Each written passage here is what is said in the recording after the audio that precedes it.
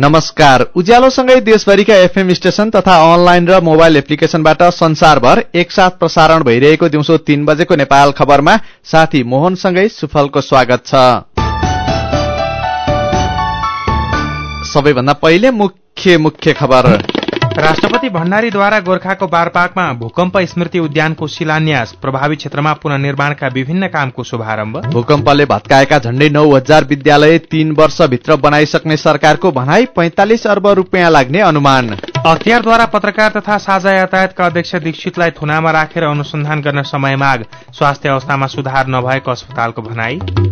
इक्वेडरमा भूकम्पमा परेर ज्यान गुमाउनेको संख्या 646 पुग्यो, अझै 130 जना सम्पर्कविहीन। र आइपीएल क्रिकेटमा गुजरात र बेंगलोर खेल्दै। नेपाल खबरमा अब पूरा खबर।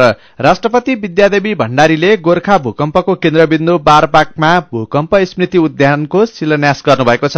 राष्ट्रपति भण्डारीले भूकम्पमा परेर निधन भएकाको सम्झनामा जिल्ला दैवी प्रकोप उद्धार समिति गोर्खाले निर्माण गर्न लागेको स्तम्भको पनि आज शिलान्यास गर्नुभएको छ। यस्तै राष्ट्रपति भण्डारीले भूकम्प पीड़ित बारपाक 4 का गोपाल विकको घरको शिलान्यास गर्दै गोर्खा पुनर्निर्माणको शुभारम्भ पनि गर्नुभएको छ। राष्ट्रपति भण्डारी 45 मिनट बारपाक बसेर लाभप्राकतर्फ प्रस्थान गरेको गोर्खाका प्रहरी उपरीक्षक जनकराज पाण्डेयले जानकारी दिनुभयो। गोर्खाको बारपाक केन्द्रबिन्दु भएर भूकम्प गएको आज ठ्याक्कै 1 वर्ष पूरा भएको छ। पोहोर वैशाख 12 गते बिहान 11:56 गोर्खाको बारपाक केन्द्रबिन्दु बनाएर गएको 7.8 रेक्टर स्केलको भूकम्पका कारण देशभर धेरै क्षति भएको थियो। वर्ष दिन अघि यति बेला सबैतिर भागाभाग थियो। घरबाट भाग्न सफल भएकाहरू सड़कमा जम्मा भएका थिए। भग्नावशेषमा पुरिएकाहरू बाँच्ने उपाय खोज्दै थिए। सबैतिर त्रासको वातावरण थियो। भूकम्पमा परेर झण्डै 9,000 जनाको ज्यान गयो, हजारौं घाइते भए, लाखौं नागरिक विस्थापित भएका छन्। धेरै घर, सरकारी कार्यालय, मठ मन्दिर तथा ऐतिहासिक सम्पदा र धरोहर भत्किएका छन्। भूकम्पले 31 जिल्लाका नागरिक प्रभावित भए। क्षतिका आधारमा 14 जिल्ला बढी प्रभावित भएका छन्। यसबीचमा सरकारले धेरै योजना बनाए पनि भूकम्प पीड़ितको अवस्था भने दयनीय छ। सरकारको प्रतिबद्धता अनुसार काम हुन नसक्दा भूकम्प पीड़ितले आश र त्रासमै 1 वर्ष बिताएका छन्। भूकम्प गएको 1 वर्ष पुगेको सम्झनामा सरकारले आज पुनर्निर्माणका विभिन्न कामको शुभारम्भ पनि गरेको छ। भूकम्पमा परि ज्यान गुमाएकाको सम्झनामा काठमाडौँको सुन्दारामा रहेको धरहरा परिसरमा बिहान श्रद्धाञ्जली सभा भएको छ। प्रधानमन्त्री केपी शर्मा ओली, मन्त्रीहरू, सुरक्षा निकायका प्रमुख तथा कूटनीतिक निकायका प्रमुख लगायतले भूकम्पमा ज्यान गुमाउनेहरूलाई श्रद्धाञ्जली दिएका छन्। प्रधानमन्त्री केपी शर्मा ओलीले ज्यान गुमाएकाको सम्झनामा माल्यार्पण गर्नुभयो। यस्तै प्रधानमन्त्री केपी शर्माले सिन्धुपाल्चोकको सदरमुकाम चौतारामा भूकम्पपछिको पुनर्निर्माणको आजै शिलान्यास पनि गर्नुभएको छ। सरकारले भूकम्पका कारण पूरै भत्किएका झण्डै 9,000 विद्यालयको 3 वर्षभित्र पुनर्निर्माण सक्ने जनाएको छ। शिक्षा मन्त्रालय अन्तर्गतको केन्द्रीय योजना कार्यान्वयन इकाइका आयोजना निर्देशक इम नारायण श्रेष्ठका अनुसार 45 अर्ब रुपियाँको लागतमा 59 जिल्लाका झण्डै 9,000 विद्यालय पुनर्निर्माण गर्ने प्रक्रिया शुरू भएको हो। विद्यालय भवन पुनर्निर्माणका लागि पुनर्निर्माण प्राधिकरणले 20 करोड़ रुपियाँ, एसियाली विकास बैंक एडीबी र जाइकाले 20 अर्ब तथा अरू गैर सरकारी संस्थाको आर्थिक र प्राविधिक सहयोगमा पुनर्निर्माणको प्रक्रिया शुरू भएको हो। भूकम्पमा भत्किएका 9,000 विद्यालय मध्ये अति प्रभावित 14 जिल्लाका झण्डै 5,000 छन्। 88 वटा गैर सरकारी संस्थाले 600 वटा विद्यालय भवन बनाउन सम्झौता गरिसकेका छन् भने 45 वटाले पनि सम्झौताको तयारी गरिरहेका छन्। यस्तै जाइका र एडीबीको सहयोगमा ललितपुरमा 5 र काभ्रेमा 3 गरी 8 विद्यालय पुनर्निर्माणका लागि टेन्डर आह्वान पनि भइसकेको छ। ती भवन निर्माणका लागि 1 महिनाभित्र जग हाल्न शुरू हुने श्रेष्ठले बताउनुभयो। अख्तियार दुरूपयोग अनुसन्धान आयोगले पत्रकार तथा साझा यातायात सहकारी लिमिटेडका अध्यक्ष कनकमणि दीक्षितलाई थुनामा राखेर अनुसन्धान गर्ने भएको छ। अस्वस्थ भएका कारण दीक्षित वीर अस्पतालको आईसीयूमा उपचार गराइरहनु भएको छ। दीक्षितलाई उपस्थित नगराई अख्तियार थुनामा राख्ने आदेश लिन विशेष अदालतमा पुगेको छ। शुक्रबार पक्राउ परेका दीक्षितलाई रक्तचापमा समस्या देखिएपछि हिजोदेखि अस्पताल भर्ना गरिएको हो। कानून अनुसार पक्राउ गरेको 24 घण्टाभित्र अदालत पेश गर्नुपर्ने भएकाले दीक्षित अदालत उपस्थित हुन नसक्ने भए पनि अख्तियार म्याद थपका लागि विशेष अदालतमा पुगेको हो। हिजो शनिबार अदालत बन्द भएकाले दीक्षितलाई थुनामा राख्ने अनुमति अख्तियारले आज लिन लागेको हो। दीक्षितको स्वास्थ्यमा सुधार नआएकाले डिस्चार्जको सम्भावना नभएको अस्पतालले जनाएको छ। अस्पतालमा उहाँकी श्रीमती शान्ताबाहेक कसैसँग पनि दीक्षितसँग भेट गर्न दिइएको छैन। हिमाल खबर पत्रिकाका प्रकाशक समेत रहेका दीक्षितलाई साझा यातायातको अध्यक्षको हैसियतमा गैर कानूनी सम्पत्ति आर्जन गरेको र भ्रष्टाचारको कसुरमा अनुसन्धान गर्नुपर्ने भन्दै अख्तियारले शुक्रबार पक्रेको थियो। आफूले लोकमान सिंह कार्कीलाई अख्तियारको प्रमुख आयुक्त बनाउनु हुँदैन भनेर अभियान चलाएकाले यसकै प्रतिशोधमा पक्राउ गरिएको दीक्षितले बताउँदै आउनु भएको छ। रेडियो, मोबाइल एप्लिकेशन र अनलाइनमा तपाईँ अहिले सुन्दै हुनुहुन्छ उज्यालोको नेपाल खबर। नेपाल खबरमा बाँकी नै छन्। बर्दियाको बौईमा आगोले जरेर 15 लाख रुपियाँ बराबरको काठ नष्ट। भूकम्पका बेला भक्तपुरबाट 22 घण्टापछि उद्धार गरिएका बालक सोनिस अवाललाई सेनाले पढाउने। नेपाल खबर सुन्दै गर्नुहोला। व्हाइट हिमालयन इन्जिनियरिङले दुध पानी झुक्याउने मेसिन पनि बजारमा ल्याइसक्यो।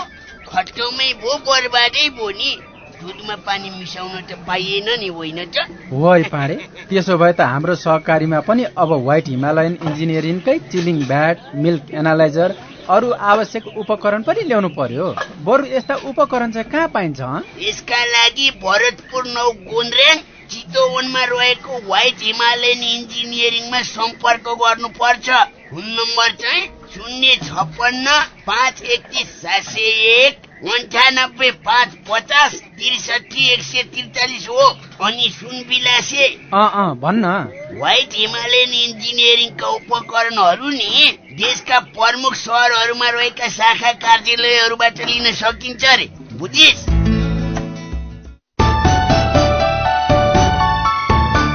रेडियो, मोबाइल एप्लिकेशन र अनलाइनबाट प्रसारण भइरहेको उज्यालोको नेपाल खबरमा तपाईंलाई फेरि स्वागत छ। यतिजेल हामीले प्रस्तुत गर्यौं राष्ट्रपति भण्डारीद्वारा गोर्खाको बारपाकमा भूकम्प स्मृति उद्यानको शिलान्यास। अख्तियारद्वारा पत्रकार तथा साझा यातायातका अध्यक्ष दीक्षितलाई थुनामा राखेर अनुसन्धान गर्न समय माग। नेपाल खबरमा अब बाँकी खबर। बर्दियाको बबई नगरपालिका 10 बग्नाहा शाहीपुरको चन्दक चटिया सामुदायिक वनमा लागेको आगोले 15 लाख रुपियाँ बराबरको काठ जलेर नष्ट भएको छ। आगलागीबाट बसन्त इलाका वन कार्यालयमा घाटगद्दी गरेर राखेको काठ नष्ट भएको हो। काठ मुक्त कमैयालाई दिनका लागि वन कार्यालयमा राखिएको थियो। आगो लागिरहेको ठाउँमा पुगेको दमकलले बस्तीतिर सल्किएको आगो निभाइरहेको त्यहाँ रहेका उज्यालो सहकर्मी भावुक योगीले जनाएका छन्। नेपाली सेनाले भक्तपुरमा भूकम्पले भत्किएको घरको भग्नावशेषबाट 22 घण्टापछि उद्धार गरिएका बालक सोनिस अवाललाई पढाउने भएको छ।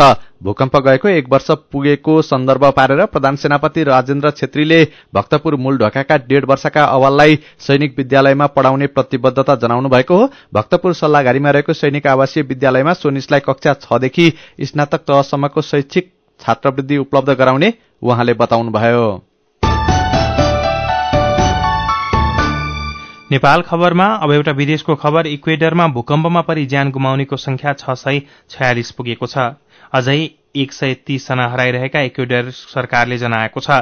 इक्वेडरका राष्ट्रपति राफेल कोरैले भूकम्पमा परि ज्यान गुमाएका प्रति दुःख व्यक्त गर्दै 8 दिने राष्ट्रिय शोकको घोषणा गर्नुभएको छ। उहाँले भूकम्पमा परेकाको उद्धारका लागि टोली पठाएका 27 राष्ट्रलाई धन्यवाद दिँदै 113 जनाको सकुशल उद्धार गर्न सफल भएको पनि जानकारी दिनुभयो। गएको 4 गते गएको 7.8 रेक्टर स्केलको भूकम्पमा परि इक्वेडरका हजारौं नागरिक घाइते भएका छन् भने धेरै घर तथा भौतिक पूर्वाधारको क्षति भएको छ। अब खेल खबर। आईपीएल क्रिकेट अन्तर्गत आजको पहिलो खेलमा गुजरात लायन्स र रोयल च्यालेन्जर्स बेंगलोरले खेल्दैछन्। यी दुई बीचको खेल अहिले 4:15 बजेपछि राजकोटमा शुरू हुनेछ। यस्तै आज बेलुकी 8:15 बजे शुरू हुने खेलमा राइजिङ पुणे सुपर जायन्ट्स र कोलकाता नाइट राइडर्स बीच प्रतिस्पर्धा हुनेछ। खेलको अपडेटका लागि खेल शुरू भएपछि मोबाइलमा CRI टाइप गरी 5566 मा SMS गर्न सकिनेछ।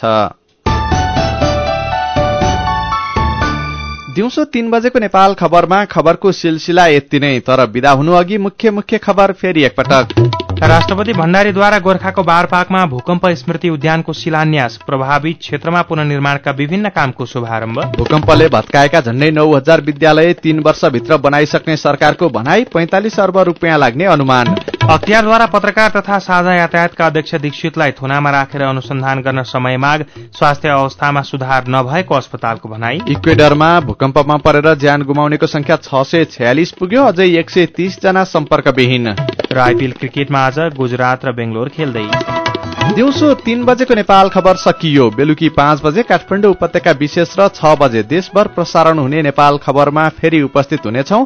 उज्यालोको मोबाइल एप्लिकेशन र उज्यालो अनलाइन .com मा ताजा खबर पढ्दै र सुन्दै गर्नुहोला। नमस्कार।